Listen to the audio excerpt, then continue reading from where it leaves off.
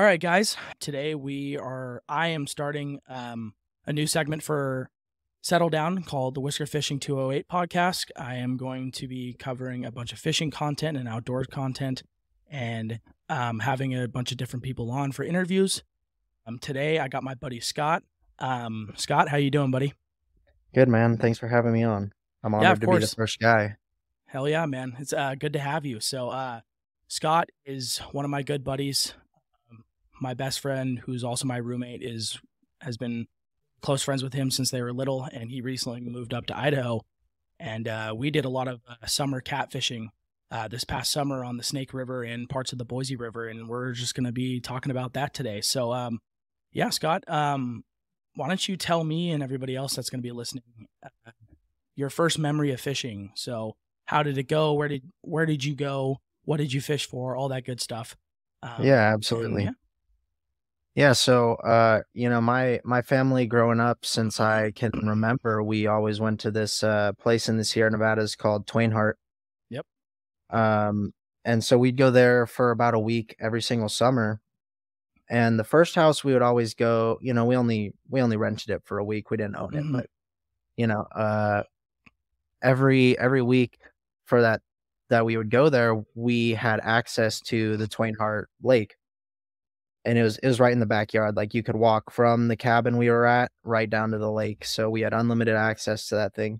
Nice. And so, probably, I would say the first memory that I could think of is probably, maybe 5 or 6 years old, Mm-hmm. being down in the backyard over there, just on the little dock in the backyard, just throwing out those little kid rods, the little plastic ones, just The little catching Walmart catching Barbie specials, perch. Yeah, super exactly, superhero specials, the Spider-Man. Yeah, catching little guys. I Mm-hmm. can't remember, one specific catch or like anything like that, but I definitely have memories of just being out there with, my parents and my grandparents and my cousins. Yeah. I can I can see countless photos of us out there from the photo albums that, my grandparents have. So Mm-hmm. that was definitely my first introduction to fishing, was just out in Twain Harte Very cool. every summer. Yeah. Nice. Yeah, I remember you guys. I don't know if it was in the same spot, or I remember seeing that photo of you and Alan holding up trout on a little bridge, like in your little swim trunks and stuff. Yeah, I don't know. You yeah. guys looked maybe like 12, 13. Yeah. Was that also in Twain Harte, or was that a different That spot? was that was Twain Harte, but it was a different cabin. Once I Cool. was about, I think in that photo, I was probably about 10 or 11, Nice. and probably 10, and Nice. yeah, that was a different cabin that we started going to, which was not on Twain Harte Lake, but Mm-hmm. the one we started going to had access to a different private lake that they kept that thing stocked with trout. So once I was old enough to, start using the real stuff, me and my dad and my brother, we'd start going out on a blow up raft, just like a 3-person little raft, and we go out into that private lake, just drop our Yeah. hooks to the bottom, and, you Just know, wait. 5 trout limit, Yep. which, most years we would be able to hit that every Definitely day. limited out. Yeah. So, they kept that thing stocked, and, that was definitely most of my fishing experience growing up, was just in that lake on a raft with my dad and my brother, Yeah, catching, definitely. good sized trout. They didn't get huge out there, but I can definitely, pick out anything from like 13 to 16 inches out of there. Yeah, that's a They good were trout right there. they were good trout, yeah. Yeah. And, we'd have one night every week out there that we'd cook the trout that we caught. So Yep, that's what made it's use about, of them. man. Little catch and cook. Mhm. That's always nice. Yeah, man. I mean, we grew up pretty close to each other, only about, I don't know, 30, 40 minutes away, Probably, maybe, yeah, if 30, that. 40. And I also grew up, fishing a lot of lakes in the area, and I have been up to Twain Harte. Never fished up there, but I did hear that it's pretty good. That Sierra Nevada line. There's a lot of good lakes, a lot of good streams, a Mm. lot of hidden spots with a lot of good fish. So it's definitely worth going up there. But that's cool, man. So yeah, so Scott recently moved up this past summer, and me being the cat fisherman I am, and having a good amount of experience fishing on the snake for catfish, I was just like, well, I want to get them out. I want to get him and our other buddy Alan, who's also Scott's roommate, out and get on some good catfish. And we have a lot of good stories that we're going to be covering here soon. But I just kind of wanted to ask, did you ever go catfishing before coming up to Idaho? Have you ever been catfishing before, Not, or was you that know, your first experience? that was definitely my first experience. The only time I had ever fished for catfish before that was one time we were at Lake Francis. I don't even really know where it is at this point. We only went once. I don't really Hmm. remember. But we went once up to this place called Lake Francis, stayed there for a few nights, and it's got like it's got like a little channel going feeding into that lake that my dad was telling me that there's, not big ones, but there's catfish in there. And I was like, Hmm. I never caught one, so I would like to try. So all we did was buy some like that really smelly fake liver Like bait. that. Yep, that stink bait Just you like, get at Walmart, like yeah, the just little like balls like that big. exactly. It feels like clay and it just Yep, yep. reeks. Oh, it's the Like, worst smelling bait you can. I mean, I had never done it before, so I was like, oh my Yeah. God, what is this? Hmm. And we just tried to throw it on no special rig or nothing, throw it on our typical setup just with a bigger Hmm. hook, and didn't have any success. We only tried for, a few hours, no success, but that was my Yeah, only experience attempting to get a catfish until I came out here. So, yeah.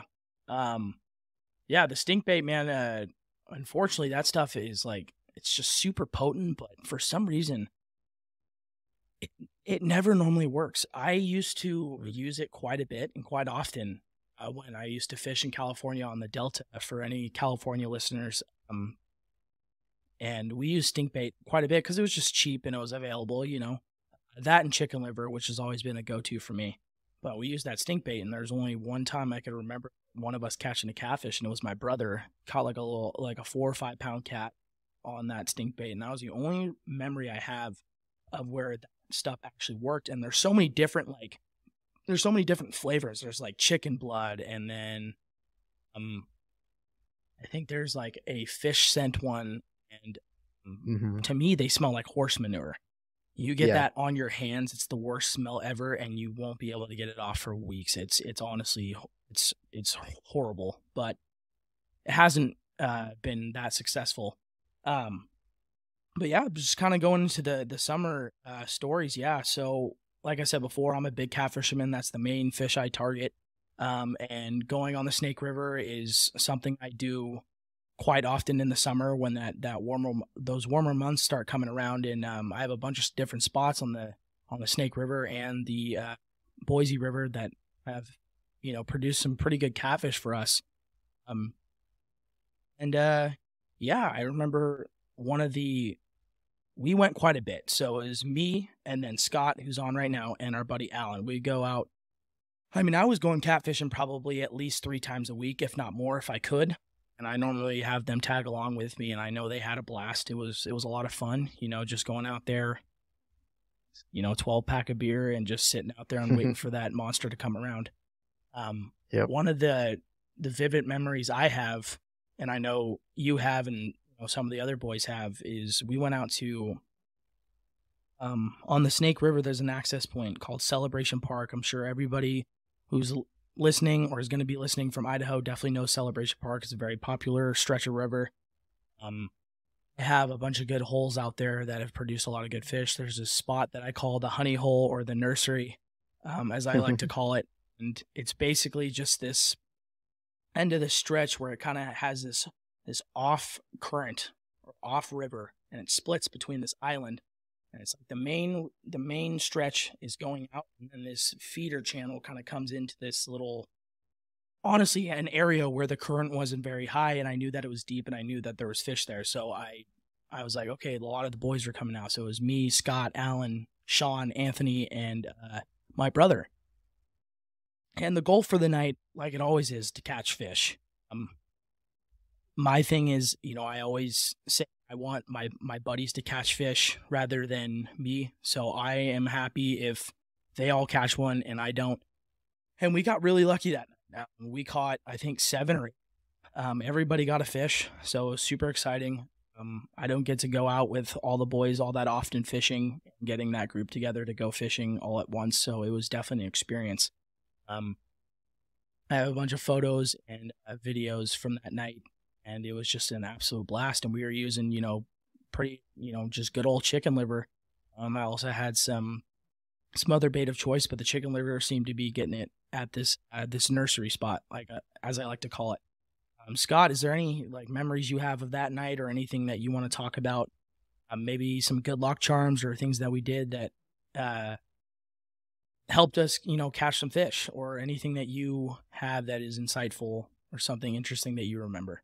Yeah, I mean, it was really cool to have all of us out there. Yeah. It's hard enough to get, 3 or 4 people to get on the same schedule, but to have, I think it was 6 of us to get all of us to get out there, especially because we were going pretty late.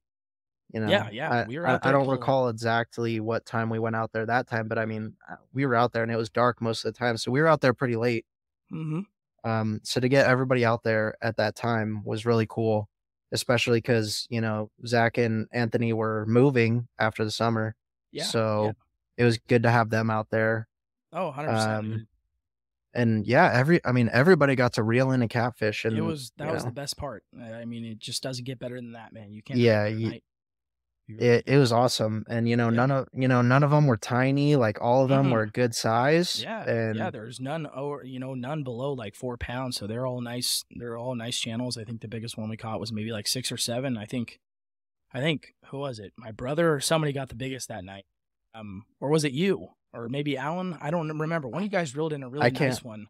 7, maybe close to 8, and I think it it was was fun. Anthony, but I could be wrong. But yeah, Yeah. I've got photos and videos from that night too. Mm-hmm. A lot of photos. We caught a lot of fish that night. You're lucky that even when it's just 2 or 3 of us going out there, we're lucky if we both get a fish, or we're lucky if we get to reel in Yeah, more than one exactly. if it's just us two. Yep. And to have 6 of us out there and everybody gets to reel in a fish is can't ask for much more than that. You really can't. And yeah, like I said before, it's nice getting everybody out there, kind of teaching them a thing or two. My thing is, like, every time I'm out there, I try to at least explain to you guys my setup or rig, or why I'm doing a certain thing in a certain hole.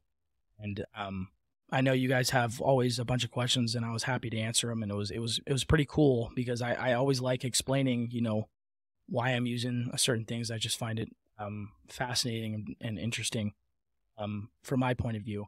But yeah, I remember that night we played a certain game. Was it like Would You Rather or something? I think it was Would You Is Rather Would You that we Rather? would And we were just doing some stupid stuff, like stupid questions, the stupid worst things answers, you could the think worst of. things you can imagine. And we won't go into detail on that, but I remember every time we started doing that, a fish would bite. Oh, So you know we what it just was? It was hot takes. It was hot hot takes. takes. There it is. Every Hot takes. That's what we were every doing. time somebody came up with, like, a really good hot take, Hot take.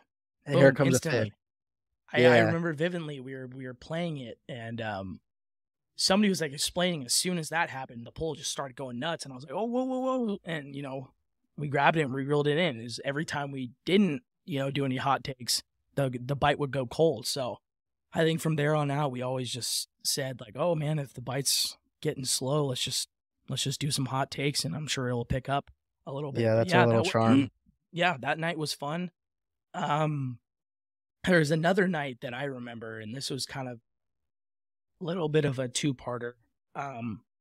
So most of my spots on the Snake River are all in the desert, so out towards either Melba, for any of you familiar, Cuna area, and even out towards Steck Park, out towards Weiser.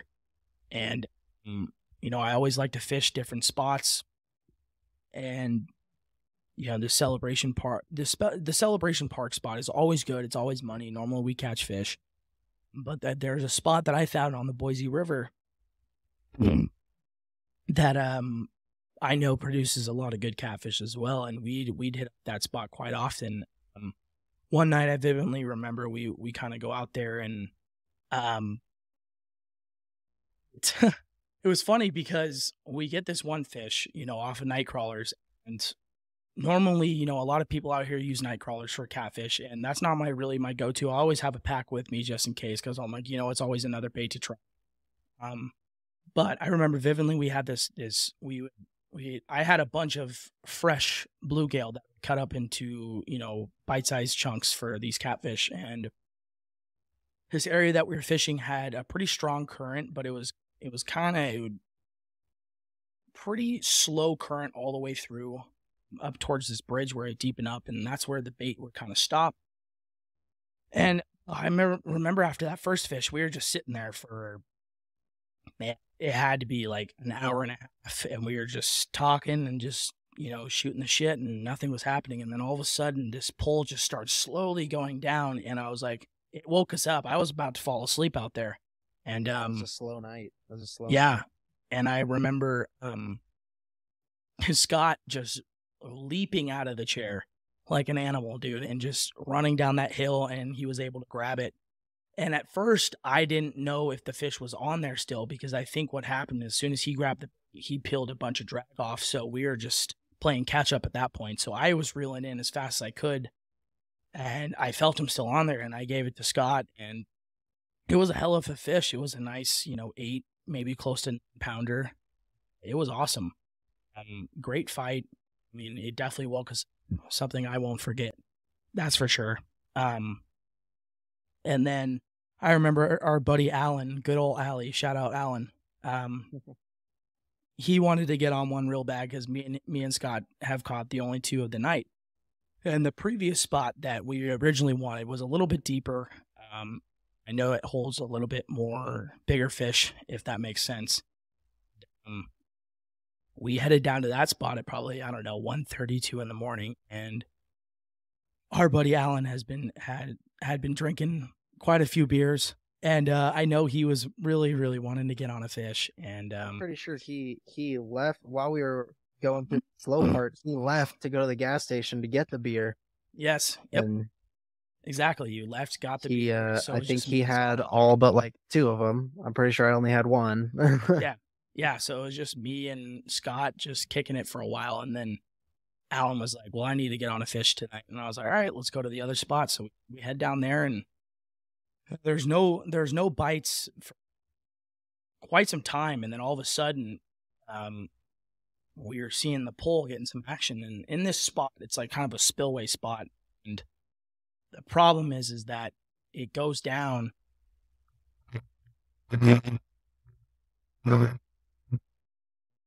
I don't know why that keeps doing that. Can you hear that? Yeah, it's just really faint. Yeah, I don't know. It might be my mic, but either way, we'll cut it out. But yeah, and then finally, we get on a good fish, and Alan picks up the rod, and I didn't know how loose the drag was, but I'm pretty sure the drag was loose. Just so if the fish was to take it downriver a little bit, we'd be good to go, just because the current is strong in that area.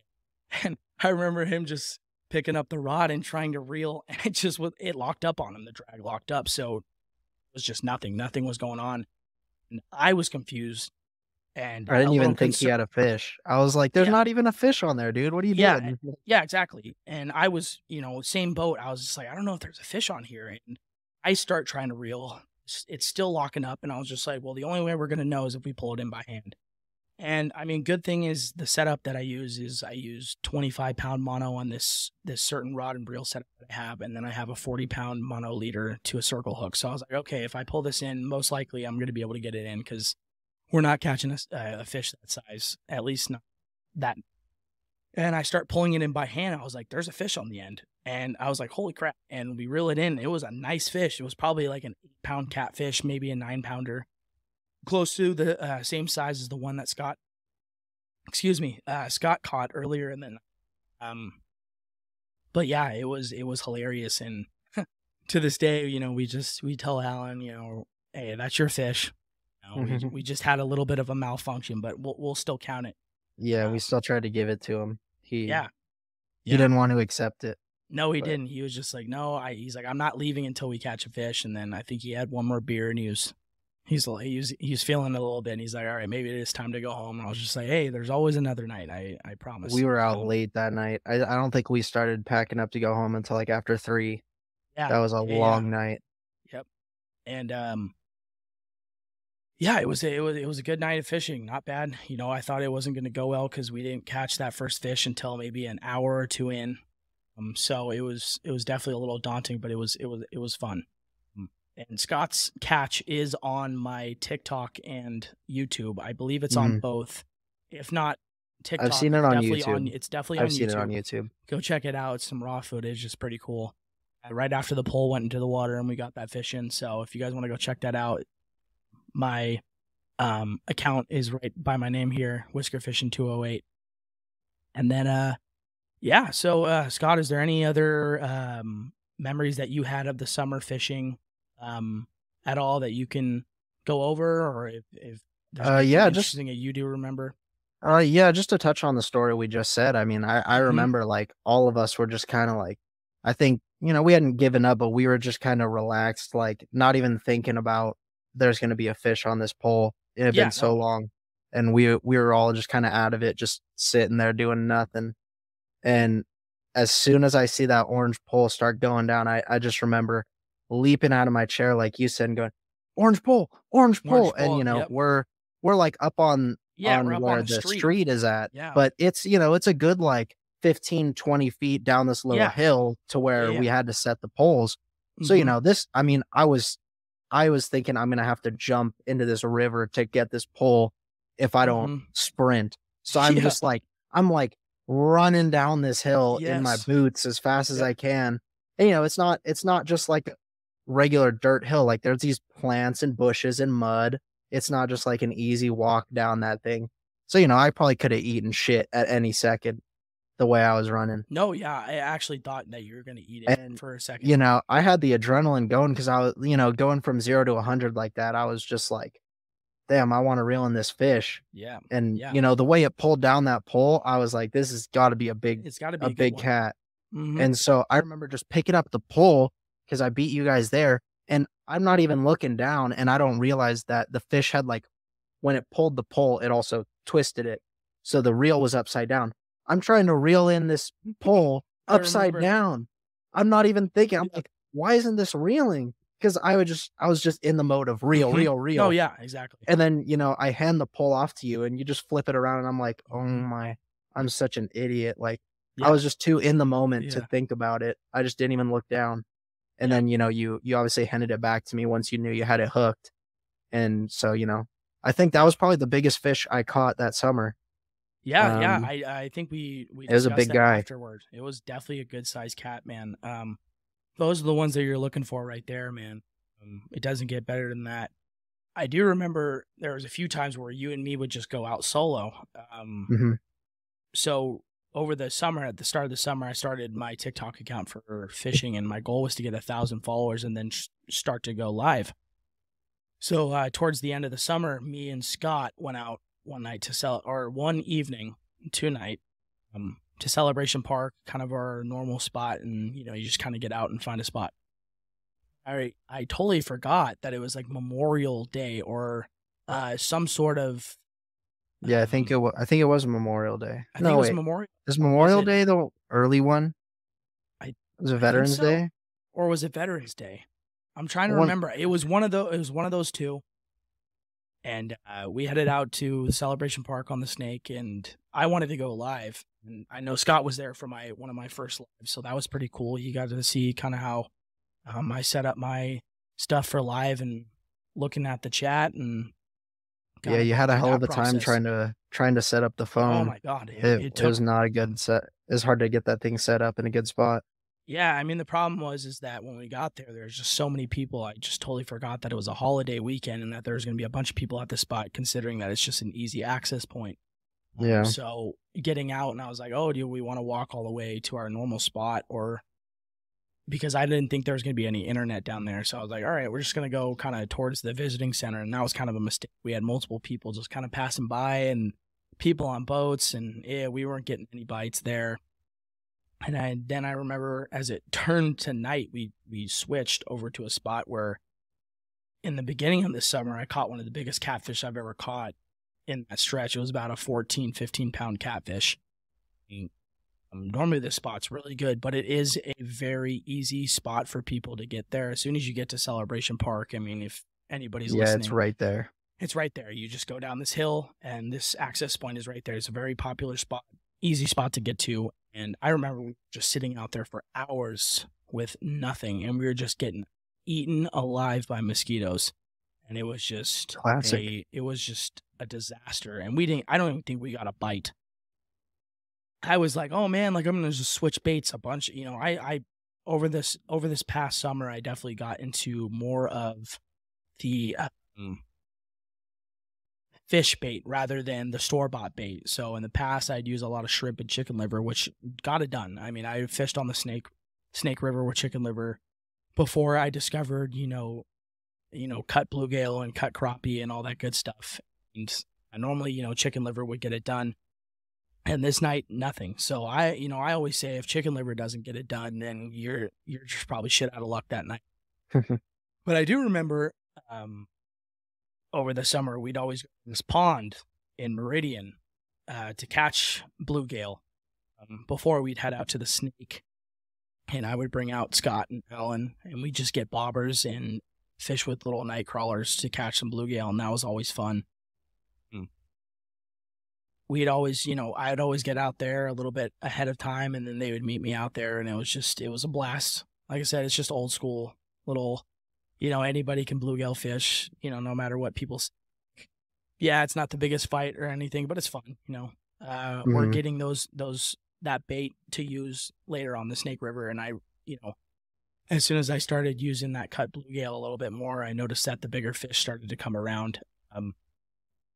Because, we use a lot of chicken liver, and you get a lot of different size fish, all the way from 2 pounds to 10 plus. But I was trying to search for that, those monsters in the summer. And I eventually got on one. I don't remember if you saw that video, the one of me just soaking wet holding up that enormous catfish. Yep, I think I have that photo saved. That's easily the biggest fish I've ever seen one of my friends pull in. That thing was huge. I know Scott, he was commenting on my YouTube first, and I know he went and commented on that video. But yeah, that was a funny story, man. I'll just kind of go into that as we're wrapping things up. But yeah, it was just me and my other buddy. This was, I think, a night where I believe you were either back in San Jose or visiting your parents in East Idaho, because I know that you and Alan weren't available. So I hit up my buddy Garrett, shout out Garrett, and we went out on a pretty chilly June night on the Snake River, out to Celebration Park again. This time we kind of had to do some walking. As you kind of get into Celebration Park, you turn left and you can go down this nature trail, and that's what we basically followed. Then we came around this bend, and I noticed that there's a spot that I was like, oh, this should have some fish in it. There definitely should be some fish. And I had some chicken liver, and I had some cut bluegill, some fresh bait. And I had my buddy Garrett out there with me, and we weren't getting anything. As the night kept going on, it was just a really, really tough night. There was no bites, no action. We were reeling in, recasting, throwing the bait in different holes, different spots, trying to figure out, where these fish might be hiding. As soon as it hit 1 o'clock, I noticed, and at that time, it was 56 degrees outside. So it was cold and it was a little bit windy. It wasn't your typical summer night out in the desert, but that weather out there can change in an instant. So kind of have to be prepared for that. And I was just like, well, I'm probably going to call it a night here in the next 30 minutes. I noticed that my pole just kind of goes like that, right? So as most cat fishermen know, that first little tap, it's just most of the time it's the fish checking out the bait. It's either him picking it up and then spitting it out, that type of thing. So I was patient and I waited, and all of a sudden, and this was my fault. So after this, I got, the good pole holders, the ones that you get at Cabela's, these stick holders where you can put in, and they have a kind of a plastic lining. It's just a tube, and they're perfect. About $13-14 at Cabela's each. But before this, I had just kind of those shitty little nightsticks, so they kind of glow in the dark, but they're so bad. And I was just like, man, if I get a fish, this is going to be bad. And I basically just try to put a rock on the back of the rod so that it wouldn't move. And after that fish, about 10 minutes go by, and then all of a sudden my pole just bends straight down and goes straight into the water. Gone. I got so fast out of my chair. I ran down there. As I was going down the hill, I slip in mud and I eat it. Falls through. I roll into mud. I'm covered in mud and water. Garrett doesn't know what to do. I don't know what to do. It's pitch dark out there. We barely have any lights. I had a little bit of a lamp and a flashlight. I'm freaking out because that was like my brand new setup. So the rod that I had was just, it was an Avocat rod. So it was an old school, like you can get it at like any like sporting goods store back in the day. I don't believe they sell them anymore in store. But you could find it online. It was a really sturdy rod, medium heavy action. So I just wanted to pair it up with a good reel, and I got this Penn Squall. It was a Penn Squall 2, I believe. I could be wrong. It's a pretty popular rod for big catfish. It goes in the water. So I'm like freaking out because I'm like, dude, that reel alone was like $150. I get in the water and I'm probably like chest deep, and Garrett's on the beach and he's flashing a flashlight. I was like, I don't know what to do. Like, I have no idea what to do. I'm chest deep in water in the middle of the night. And I was like, fuck. So I start feeling around with my feet, just kind of like doing some weird stuff out in the middle of the water, and just kind of sitting there. And I feel it with my foot. I feel something with my foot. And I pick it up and it's my rod. And I was like, there's no way. There's just no way right now. Because I had a rod stolen from me from a carp when I was in high school fishing on this little creek off of 580. I never saw that rod reel again, so it was giving me kind of some flashbacks, and I was like, I gotta find this rod. I pick it up, and I mean, we were searching in that water for probably 5 or 10 minutes. I mean, I didn't find it for a while, and then I finally pick it up. I must have been reeling as fast as I could to get all that line and slack line back for probably a good, almost like 30 seconds. And finally, I get it to the point where I feel the tightening. The fish is literally like right next to me. It's just swimming, and then all of a sudden it splashes, and I was like, oh my God, this is the giant. This is like the fish. This is the channel cat I've been looking for. As people know, and all you cat fishermen out there, we got channels and we got flatheads in Idaho. And then there has been some records and some evidence showing that we have had a few blue cats in the snake. No substantial evidence. But flatheads and channels are your main and mostly channel catfish. I mean, you can catch channel catfish anywhere. And on the snake, I mean, they get pretty big, but to get to that range size fish, like it's not every night you're catching one. And I was able to get it in the net barely. I measure the fish. It was a 30-inch fish, and it had to be probably close to 20 pounds. It was insane. I was soaking wet. I had to pick it up. It was straddling it like this, trying to get pictures and all that good stuff. And I revive it in the water, and he just kind of starts swimming in circles. And me and Garrett were just able to see how big this fish was just swimming in the water. And we're like, wow, that is just a ginormous fish. Mind you, it was cold. I was soaking wet. I was like, all right, I'm ready to go home. I told Garrett, I was like, are you okay with going home? I know you didn't catch one. That was a hell of a night. I'm ready to kind of call it a night. And so that was kind of one of those cool memories also over the summer, catching my personal best channel catfish right there. But, yeah, is there anything else that you want to touch on, Scott? Is there any other memories that you could think of real quick as we're closing out and getting to this 40-minute mark? Yeah. If there's any last things that you want to talk about, man, go over it for sure. Yeah, I mean, we mentioned, going to that park, catching bluegill. And, I mean, it's not, catching a bluegill is not the same as catching a big trout or catching a catfish. Yeah. But, it's still a lot of fun. You don't even need to really plan for it, especially when we've got so many little ponds out here with bluegill in them, we can just go out whenever we want, spend an hour out there, have a good time. So, it doesn't always have to be a 3, 4, 5 hour night out on the river looking for cats to have a good time fishing. You can always just go to a pond, catch some bluegill. In that lake that I usually fished at in Twainhart, they got bluegill in there too. And, if the trout aren't biting that day, you take the raft down. There was always a couple spots that I knew about where you just take the raft over there to a spot where you wouldn't be able to cast from the dock or the shore. throw a little bobber out there, and you could catch like 10 bluegill in an hour if you just keep casting right there. It was so Yeah. easy. Yeah. And so, bluegill is always a good one to fall back on. They're not going to fight much, but you still get that feeling. Hey, they're You, feisty, man. The tug is the drug. That's what I like to say. you Um, don't got to spend a bunch of money. You just yeah, no, throw a night crawler on there, and little you're bobber good and to you're good to go. go. So, Yeah, you know, yeah, as much fun as catching those big cats are, and I love doing it over the summer. I'm not going to complain if you go out there and you're just getting some bluegill. It's still a good time. You definitely. don't need a special setup. I got just a regular bait caster, throw a Hmm. little hook on there, and you're good to go. So Yeah, yeah, yeah. You yeah, don't I need mean, anything fancy.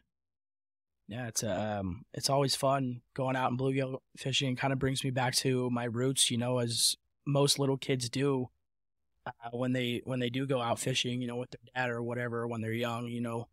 Um, it's easy to kind of just get introduced by bluegill fishing, just a simple set, and they're feisty fish, so they'll come after it, and it's a lot of fun. I remember we have property. My family has property in Southern Oregon. And there's this little lake, and this lake just, oh my god, it's just overrun by bluegill. Like if you're not catching mhm, anything else, it's one of those things where it's like a lot of fishermen say like, oh, if you're not catching anything else, just to boost my confidence, I'm gonna fish for bluegill and get my confidence. And we yep, just, we wouldn't catch. It was a lake known for a lot of bass and a lot of big bass, but we could never get on the big ones. And you would just get bored, and you're like, you know what? I want a bluegill fish. I want to catch something tonight. I want to hmm catch something today. And even though it's not the most glamorous fishing, it's a lot of fun, and it brings you back to your roots for sure. yep. But yeah, um, yeah. So that's all I got for you guys today. I appreciate you, Scott, being on the podcast, the first episode. This is amazing. Um, we touched on just the 10% of the stuff we did over the summer fishing. It was a lot of fun covering all this information on this episode, and I was glad that you were able to get on here with me. um Before we kind of close out things, I just want to let you guys know that I am going to be trying to post episodes, not super often like the other segments, considering that they're sports, so they kind of have to be updated weekly. I'm going to be just cranking out a bunch of episodes and just kind of firing them at you guys. So make sure that you guys are following us on TikTok, subscribe to our YouTube, our Instagram. Go follow us there. We want to get to 150 followers. We're making a Twitter, all at Settle Down podcast. If you just type in Settle Down, you'll be able to find it. It's also behind me there, and then also in the corner to the right on our recording. So yeah, I'm just gonna be cranking out a bunch of stuff. I'm really excited to see where this segment goes, and yeah, I appreciate you being on here, Scott. I really do. It was a lot of fun. And yeah, just look out. Like I said, guys, look out for more episodes next week. I will be doing a interview. Most of my episodes are going to be interview style, just so I kind of have somebody to bounce off some stuff too. So next week I'll be having my other buddy Isaac Guerrero on from Texas. He's going to be talking to us about his exotic ranch adventures and the fishing and hunting he does out there. But yeah, just wanted to.